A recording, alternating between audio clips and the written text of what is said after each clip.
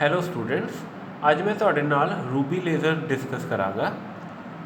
ਕੋਈ ਵੀ ਲੇਜ਼ਰ ਹੈ ਉਸ ਦੇ ਤਿੰਨ ਕੰਪੋਨੈਂਟਸ ਹੁੰਦੇ ਨੇ: ਐਕਟਿਵ ਮੀਡੀਅਮ, ਪੰਪਿੰਗ ਸੋਰਸ ਤੇ ਆਪਟੀਕਲ ਰੈਜ਼ੋਨੇਟਰ। ਲੇਜ਼ਰਸ ਨੂੰ ਅਗਰ ਆਪਾਂ ਐਕਟਿਵ ਮੀਡੀਅਮ ਦੇ ਥਰੂ ਕਲਾਸੀਫਾਈ ਕਰਦੇ ਹਾਂ ਤਾਂ ਐਕਟਿਵ ਮੀਡੀਅਮ ਹੈ ਜਿਹੜਾ ਡੈਟ ਇਜ਼ सॉलिड स्टेट। अगर एक्टिव मीडियम है फिर उसकी एग्जांपल है रूबी लेज़र या फिर न्यूडियम यैग लेज़र। अगर एक्टिव मीडियम गैशियस स्टेट ਦੇ ਵਿੱਚ ਆ गैस लेज़र बनती है तो उसकी एग्जांपल है हीलियम नियॉन लेज़र ਤੇ कार्बन डाइऑक्साइड लेज़र। इसी तरह लिक्विड लेज़र्स ने और इस दी एग्जांपल है डाई लेज़र। सो ये 5 तरह ਦੀਆਂ लेज़र्स ਆਪਣੇ ਸਿਲੇਬਸ ਦੇ ਵਿੱਚ ਨੇ ਜਿਹੜੀਆਂ ਕਿ ਮੈਂ ਅਗਲੇ ਆਉਣ ਵਾਲੇ ਲੈਕਚਰਸ ਦੇ ਵਿੱਚ ਤੁਹਾਡੇ ਨਾਲ ਇੱਕ ਇੱਕ ਕਰਕੇ डिस्कस करांगा। ਹੁਣ ਇਸ ਲੈਕਚਰ ਦੇ ਵਿੱਚ ਆਪਾਂ ਡਿਸਕਸ ਕਰ ਰਹੇ ਹਾਂ ਰੂਬੀ ਲੇਜ਼ਰ। ਰੂਬੀ ਜਿਹੜਾ ਕ੍ਰਿਸਟਲ ਹੈ ਉਹ ਬਣਦਾ ਹੈ ਐਲੂਮੀਨੀਅਮ ਆਕਸਾਈਡ ਦਾ। ਐਲੂਮੀਨੀਅਮ ਆਕਸਾਈਡ ਜਿਹੜਾ ਹੈ ਉਹਦੇ ਵਿੱਚ ਅਗਰ ਆਪਾਂ ਕੁਝ ਪਰਸੈਂਟੇਜ ਕ੍ਰੋਮੀਅਮ ਆਕਸਾਈਡ ਐਡ ਕਰਦੇ ਹਾਂ then it becomes ruby crystal. ਇਹ ਜਿਹੜਾ ਕ੍ਰੋਮੀਅਮ ਆਕਸਾਈਡ ਆ ਇਹ ਰੂਬੀ ਕ੍ਰਿਸਟਲ ਨੂੰ ਪਿੰਕ ਕਲਰ ਦਿੰਦਾ। ਸੋ ਦਾ ਪਿੰਕ ਕਲਰ ਕ੍ਰੋਮੀਅਮ ਆਕਸਾਈਡ ਕਰਕੇ ਆ ਰੂਬੀ ਕ੍ਰਿਸਟਲ ਦਾ। ਤੇ ਦੂਸਰੀ ਮੇਨ ਗੱਲ ਹੈ ਕਿ ਜਿਹੜੀ ਇਹ ਰੂਬੀ ਲੇਜ਼ਰ ਆ ਇਹ 3 ਲੈਵਲ ਲੇਜ਼ਰ ਹੈ। ਤੇ ਸਭ ਤੋਂ ਪਹਿਲਾਂ ਇਹਦੀ ਕੰਸਟਰਕਸ਼ਨ। ਸੋ ਕੰਸਟਰਕਸ਼ਨ ਦੇ ਵਿੱਚ ਆਪਾਂ ਜਿਹੜੇ ਵੀ ਇਹਦੇ ਤਿੰਨ ਕੰਪੋਨੈਂਟਸ ਨੇ ਉਹ ਡਿਸਕਸ ਕਰਨੇ ਇੱਕ ਇੱਕ ਕਰਕੇ। ਸਭ ਤੋਂ ਪਹਿਲਾਂ ਐਕਟਿਵ ਮੀਡੀਅਮ। ਸੋ ਐਕਟਿਵ ਮੀਡੀਅਮ ਇਹਦੇ 'ਚ ਹੈ ਰੂਬੀ ਕ੍ਰਿਸਟਲ। ਰੂਬੀ ਕ੍ਰਿਸਟਲ ਦੇ ਵਿੱਚ ਜਿਹੜਾ ਐਕਟਿਵ ਮੀਡੀਅਮ ਆਪਾਂ ਇਹ ਲਿਆ ਉਹ ਆਪਾਂ ਸਿਲੰਡਰੀਕਲ ਰੋਡ ਦੀ ਸ਼ੇਪ 'ਚ ਲਿਆ ਜਿਹਦੀ ਕਿ ਲੈਂਥ ਹੈ 2 ਤੋਂ ਲੈ ਕੇ 25 ਸੈਂਟੀਮੀਟਰ ਤੱਕ ਤੇ ਡਾਇਆਮੀਟਰ ਹੋ ਸਕਦਾ ਹੈ 0.5 to 2 ਸੈਂਟੀਮੀਟਰ। ਇੱਕ ਗੱਲ ਦਾ ਖਾਸ ਧਿਆਨ ਰੱਖਣਾ ਇਹਦੇ ਵਿੱਚ ਕਿ ਜਿਹੜੀਆਂ ਕ੍ਰੋਮੀਅਮ ਆਇਨਸ ਨੇ ਉਹ ਐਕਟ ਕਰਦੀਆਂ ਨੇ ਐਕਟਿਵ ਸੈਂਟਰ।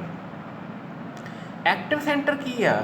ਇੱਕ ਖਾਸ ਉਹ ਵਾਲਾ ਆਇਨਸ ਨੇ, ਉਹ ਕ੍ਰੋਮੀਅਮ ਆਇਨਸ ਜਿਹਦੇ ਕਿ ਐਨਰਜੀ ਲੈਵਲਸ ਅਸੀਂ ਯੂਜ਼ ਕਰਦੇ ਹਾਂ ਲੇਜ਼ਰ ਲਾਈਟ ਨੂੰ ਪ੍ਰੋਡਿਊਸ ਕਰਨ ਵਾਸਤੇ। ਜਿਹੜੇ ਮੈਂ ਐਨਰਜੀ ਲੈਵਲਸ ਆਪਾਂ ਬਣਾਉਂਦੇ ਆ ਉਹ ਇਹਦੇ 'ਚ ਕਿਹਦੇ ਬਣਦੇ ਆ? ਉਹ ਕ੍ਰੋਮੀਅਮ ਆਇਨਸ ਦੇ। ਇਸ ਕਰਕੇ ਆਪਾਂ ਨੂੰ ਕਿਹਾ ਵਾ ਐਕਟਿਵ ਸੈਂਟਰ। ਸੋ ਐਕਟਿਵ ਮੀਡੀਅਮ ਹੈਗਾ ਪੂਰੀ ਦਾ ਪੂਰਾ ਰੂਬੀ ਕ੍ਰਿਸਟਲ ਤੇ ਐਕਟਿਵ ਸੈਂਟਰ ਕਿਹੜੇ ਨੇ? Chromium ions. ਆਹ ਉਸਦਾ ਡਾਇਗਰਾਮ ਹੈ। ਡਾਇਗਰਾਮ ਦੇ ਵਿੱਚ ਤੁਸੀਂ ਦੇਖੋ ਆਹ ਇੱਕ ਰੂਬੀ ਦੀ ਰੋਡ ਹੈ, ਰੂਬੀ ਰੋਡ। ਇਸ ਰੂਬੀ ਰੋਡ ਦੇ ਆਲੇ ਦੁਆਲੇ ਆਪਾਂ ਇੱਕ ਆ ਫਲੈਸ਼ ਲੈਂਪ ਹੈਲੀਕਲ ਸ਼ੇਪ ਦੇ ਵਿੱਚ ਇਹਦੇ ਆਲੇ ਦੁਆਲੇ ਲਪੇਟਿਆ ਹੋਇਆ, ਵਾਈਂਡ ਕੀਤਾ ਹੋਇਆ। ਇਹ ਜਿਹੜਾ ਫਲੈਸ਼ ਲੈਂਪ ਆ ਇਹ ਆ ਪੰਪਿੰਗ ਸੋਰਸ ਦੇ ਵਿੱਚ ਆਪਾਂ ਪੜ੍ਹਾਂਗੇ ਕਿ ਇਹ ਕਾਹਦਾ ਬਣਿਆ ਹੋਇਆ ਵਾ?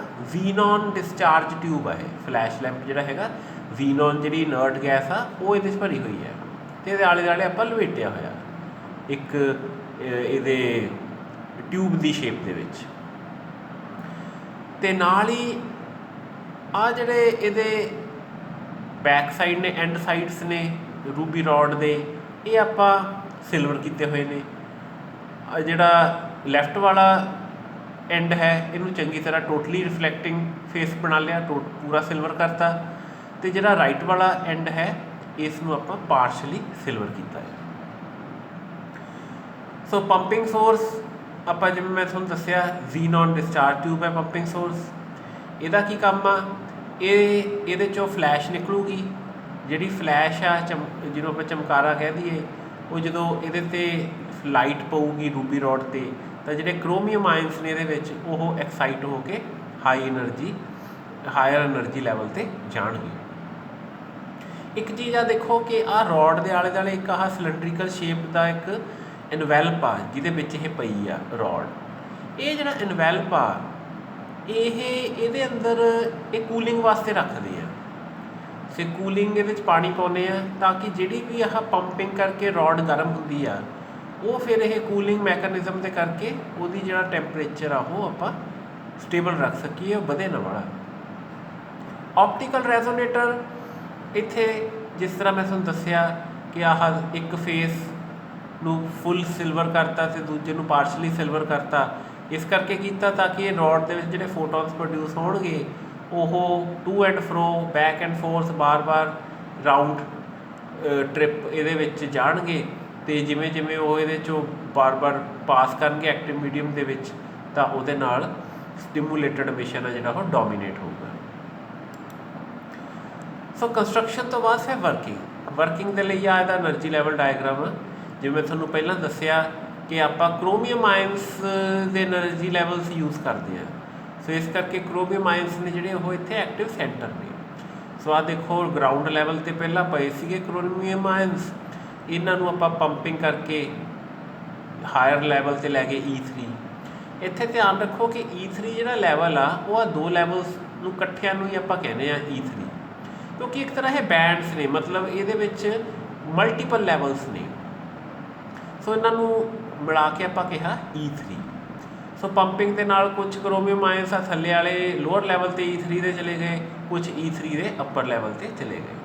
ਪਰ ਕਿਉਂਕਿ ਇਹ ਐਕਸਾਈਟਡ ਸਟੇਟ ਹੋਣ ਕਰਕੇ ਇਹਦਾ ਲਾਈਫ ਟਾਈਮ ਬਹੁਤ ਘੱਟ ਆ 10⁻⁸, ਤਾਂ ਇਹ ਜਲਦੀ ਜਿਹੜੇ ਥੱਲੇ ਆ ਜਾਣਗੇ E2 ਲੈਵਲ 'ਤੇ। ਆਉਣਗੇ ਕਿਵੇਂ? Non radiative transition. ਸੋ ਧਿਆਨ ਰੱਖਣਾ, ਨੋਨ ਰੇਡੀਏਟਿਵ ਟ੍ਰਾਂਜੀਸ਼ਨ ਦਾ ਕੀ ਮਤਲਬ ਆ? ਉਹ ਵਾਲੀ ਟ੍ਰਾਂਜੀਸ਼ਨ ਆ ਜਿਹਦੇ ਵਿੱਚ ਕੋਈ ਵੀ ਫੋਟੋਨ ਇਮਿਟ ਨਹੀਂ ਹੁੰਦਾ, ਸਿਰਫ ਹੀਟ ਪ੍ਰੋਡਿਊਸ ਹੁੰਦੀ ਹੈ। ਸੋ ਇਸ ਟ੍ਰਾਂਜੀਸ਼ਨ ਦੇ ਨਾਲ ਉਹ ਇੱਥੇ ਪਹੁੰਚ ਗਏ E2 'ਤੇ। E2 ਕੀ ਆ? ਮੈਟਾਸਟੇਬਲ ਸਟੇਟ। ਮੈਟਾਸਟੇਬਲ ਸਟੇਟ ਦਾ ਮਤਲਬ ਲਾਈਫ ਟਾਈਮ ਜ਼ਿਆਦਾ। ਸੋ E2 ਦੇ ਉੱਤੇ ਇੱਥੇ ਇਕੱਠੇ ਹੋ ਜਾਣਗੇ ਜਿਹੜੇ ਕ੍ਰੋਮੀਅਮ ਆਇਨਸ ਨੇ।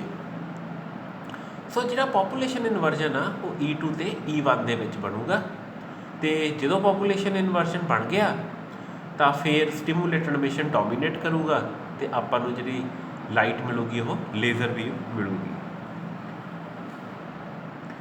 ਇਹਦੇ ਵਿੱਚ ਇੱਕ ਖਾਸ ਫਿਨੋਮੀਨਾ ਹੈ ਜਿਹੜਾ ਕਿ ਅਲੱਗ ਤੋਂ ਮੈਂ ਤੁਹਾਡੇ ਨਾਲ ਇੱਥੇ ਡਿਸਕਸ ਕਰ ਰਿਹਾ, ਜਿਹਨੂੰ ਕਿ ਆਪਾਂ ਕਹਿੰਦੇ ਹਾਂ ਸਪਾਈਕਿੰਗ।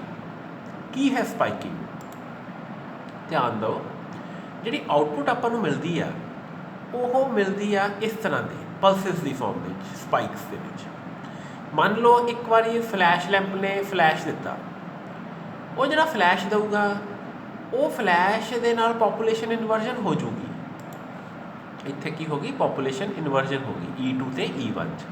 ਪਰ ਇਹ ਆ ਕਿ ਜਦੋਂ ਸਟਿਮੂਲੇਟਡ ਐਮਿਸ਼ਨ ਨੇ ਹੋਣਾ ਉਦੋਂ ਜਿਹੜੇ ਆਹ ਆਇਨਸ ਨੇ E2 ਦੇ ਵਿੱਚ ਉਹ ਬਹੁਤ ਜਲਦੀ ਥੱਲੇ ਆਉਣਗੇ ਅਤੇ ਉਹਨਾਂ ਦਾ ਰੇਟ ਆਫ ਟ੍ਰਾਂਜੀਸ਼ਨ ਕਾਫੀ ਜ਼ਿਆਦਾ ਹੋਊਗਾ, ਹਾਈ ਹੋਊਗਾ as compare to the rate of pumping.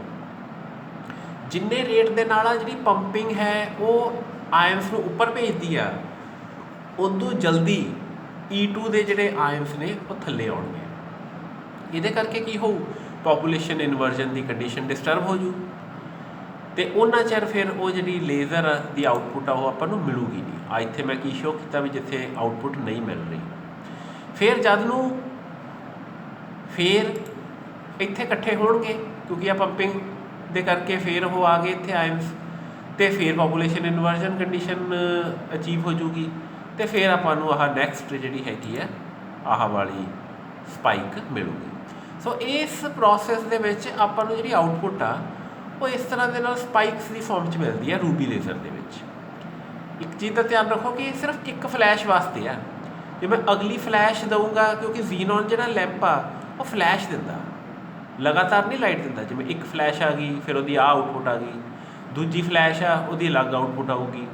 ਸੋ ਫਲੈਸ਼ਿਸ ਦੇ ਵਿੱਚ ਇਹ ਆਊਟਪੁੱਟ ਮਿਲਦੀ ਹੈ। ਸੋ ਇਹਨੂੰ ਆਪਾਂ ਸਪਾਈਕਿੰਗ ਕਹਿੰਦੇ ਆ। ਆਊਟਪੁੱਟ ਇਹਦੀ ਕਿਸ ਤਰ੍ਹਾਂ ਦੀ ਹੁੰਦੀ ਹੈ ਰੂਬੀ ਲੇਜ਼ਰ ਦੀ? ਆਊਟਪੁੱਟ ਜਿਹੜੀ ਹੈ ਪਲਸ ਮੋਡ 'ਚ ਆ, ਮਤਲਬ ਆਪਾਂ ਨੂੰ ਪਲਸਿਸ 'ਚ ਹੈ, ਲਗਾਤਾਰ ਨਹੀਂ ਲਾਈਟ ਮਿਲਦੀ। ਇੱਕ ਪਲਸ ਆ ਗਈ ਫਿਰ ਉਹਦੇ ਬਾਅਦ ਦੂਸਰੀ ਪਲਸ ਆ ਜੂਗੀ, ਇਸ ਤਰ੍ਹਾਂ ਦੀ ਲਾਈਟ ਮਿਲੂ।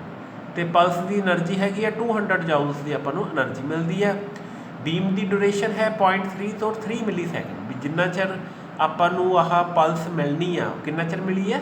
0.3 ਤੋਂ 3 ਮਿਲੀ ਸੈਕਿੰਡ। ਪਲਸ ਡਿਲੇ ਕਿੰਨਾ ਚਿਰ ਪਲਸ ਨਹੀਂ ਮਿਲੂਗੀ, ਜਾਂ ਇੱਕ ਪਲਸ ਅਤੇ ਦੂਜੀ ਪਲਸ ਦੇ ਵਿੱਚ ਕਿੰਨਾ ਫਰਕ ਆ? ਉਹ ਹੈਗਾ ਸੈਵਰਲ ਸੈਕਿੰਡ ਤੋਂ ਲੈ ਕੇ 1 ਮਿੰਟ ਤੱਕ ਵੀ ਹੋ ਸਕਦਾ। ਅਤੇ ਵੇਵ ਲੈਂਥ ਕਿੰਨੀ ਮਿਲਦੀ ਹੈ? ਡੈਟ ਇਜ਼ 6943 ਐਂਗਸਟ੍ਰੋਮ, ਜਿਹੜਾ ਕਿ ਰੈੱਡ ਲਾਈਟ ਨੂੰ ਰਿਪਰੈਜ਼ੈਂਟ ਕਰਦਾ। ਸੋ ਰੂਬੀ ਲੇਜ਼ਰ ਨਾਲ ਆਪਾਂ ਨੂੰ ਰੈੱਡ ਲਾਈਟ ਮਿਲਦੀ ਹੈ। Thank you students.